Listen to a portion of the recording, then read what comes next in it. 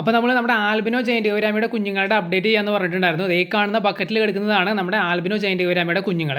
ഇതിൽ തന്നെ ഏറ്റവും അവസാനം കാണുന്ന ബക്കറ്റിൽ രണ്ട് വലിയ സൈസ് കുഞ്ഞുങ്ങളുണ്ടായിരുന്നു. അവർ രണ്ടുപേരെയും നമ്മൾ ഔട്ട്ഡോർ ടാങ്കിലേക്ക് ഷിഫ്റ്റ് ചെയ്തിട്ടുണ്ട്.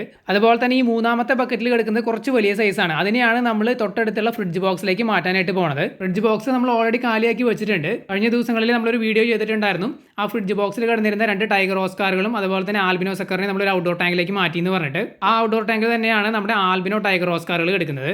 അപ്പോൾ ഏകദേശം ഈ ഒരു സൈസിലേക്കാണ് അവർ എത്തിയിട്ടുള്ളത്. ഏകദേശം 4 ഇഞ്ചാണ് സൈസ് വരുന്നത്. ചെറിയ സൈസ് പെല്ലറ്റ് ഫുഡ് തന്നെയാണ് നമ്മൾ റെഗുലർ ഫീഡായിട്ട് കൊടുക്കുന്നത്. പിന്നെ ആഴ്ചയിൽ ഒരു ദിവസം നമ്മൾ ചിക്കൻ്റെ ചെറിയ പീസുകളും ഫീഡ് ചെയ്യാറുണ്ട്. പിന്നെ എല്ലാവരും നല്ല ആക്റ്റീവ് ആണ്. പിന്നെ അധികകാലം നമ്മൾ ഈ ജയന്റ് ഗൗരാമി ഈ ബക്കറ്റിൽ ഇടാനായിട്ട് ഉദ്ദേശിക്കുന്നില്ല. നമ്മൾ ടബുകളിലായിരിക്കും ഇനി മാക്സിമം ഇവരെ ഇടാനായിട്ട് പോകുന്നത്.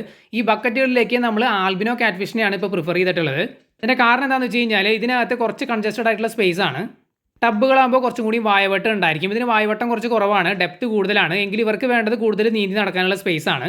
അതുകൊണ്ട് ഭാവിയിൽ നമ്മൾ ഇതുപോലെ ചെറിയ സ്പേസുകളിൽ ഇടുമ്പോൾ എപ്പോഴും ടബുകളായിരിക്കും യൂസ് ചെയ്യാനായിട്ട് പോകുന്നത്. ഇതുപോലുള്ള ബക്കറ്റുകളിൽ ആൽബിനോ കാറ്റ് ഫിഷിനെ ആയിരിക്കും ഇടാനായിട്ട് പോകുന്നത്.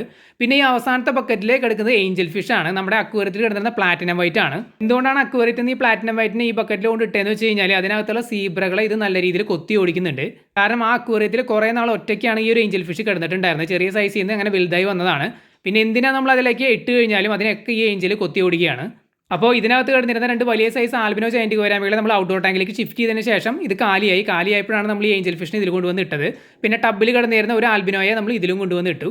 പിന്നെ രണ്ട് ടബുകൾ കാലിയാവാനായിട്ട് പോകുന്നുണ്ട്. നമ്മുടെ പിങ്ക് ജയന്റ് ഗൗരാമികൾ കിടക്കുന്നതാണ്. അതിൽ കുറച്ച് വലിയ സൈസുള്ള രണ്ട് കുഞ്ഞുങ്ങളെ നമ്മൾ ആൽബിനോ സ്പോട്ടഡ് കാറ്റ് ഫിഷിലെ ടാങ്കിലേക്ക് ട്രാൻസ്ഫർ ചെയ്യാനായിട്ട് പോവുകയാണ്. അപ്പോൾ അങ്ങനെ രണ്ട് ടബുകൾ കാലിയാവുമ്പോൾ ഈ ബക്കറ്റുകളിൽ കിടക്കുന്ന രണ്ടെണ്ണത്തിനെ നമ്മൾ അതിലേക്ക് ട്രാൻസ്ഫർ ചെയ്യും. അപ്പോൾ വീണ്ടും രണ്ട് ബക്കറ്റുകൾ കാലിയാവും. പിന്നെ ഇതിൽ കിടക്കുന്ന വലിയ സൈസ് ഓൾറെഡി ഫ്രിഡ്ജ് ബോക്സിലേക്കും പോകുന്നുണ്ട്.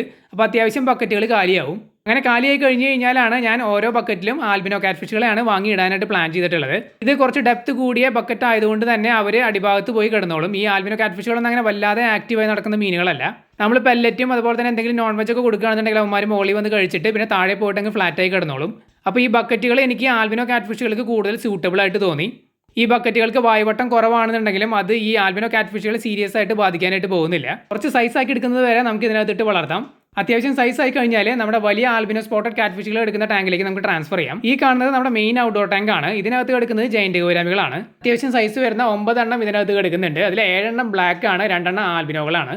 ഇതാണ് നമ്മൾ കാലിയാക്കി വെച്ചിരിക്കുന്ന ഫ്രിഡ്ജ് ബോക്സ്. ഇതിലേക്കാണ് നമ്മൾ ആൽബിനോ ജയന്റ് ഗൗരാമിയുടെ കുഞ്ഞിനെ ഇടാനായിട്ട് പോകുന്നത്. അപ്പോൾ അടുത്ത് തന്നെ നമ്മൾ ഈ ബക്കറ്റുകളിൽ വാട്ടർ ചേഞ്ച് ചെയ്യുന്നുണ്ട്. ആ ദിവസം തന്നെയായിരിക്കും നമ്മൾ ഈ ആൽബിനോ ജയന്റ് ഗൗരാമിയുടെ കുഞ്ഞിനെ ഈ ഫ്രിഡ്ജ് ബോക്സിലേക്ക് ട്രാൻസ്ഫർ ചെയ്യുന്നത്. അപ്പോൾ ഇത്രയൊക്കെയാണ് നമ്മുടെ ആൽബിനോ ജയന്റ് ഗൗരാമികളുടെ അപ്ഡേറ്റ്. എന്തെങ്കിലും ഡൗട്ട്സ് ഉണ്ടെങ്കിൽ കമൻറ്റ് ചെയ്ത് ചോദിക്കാം.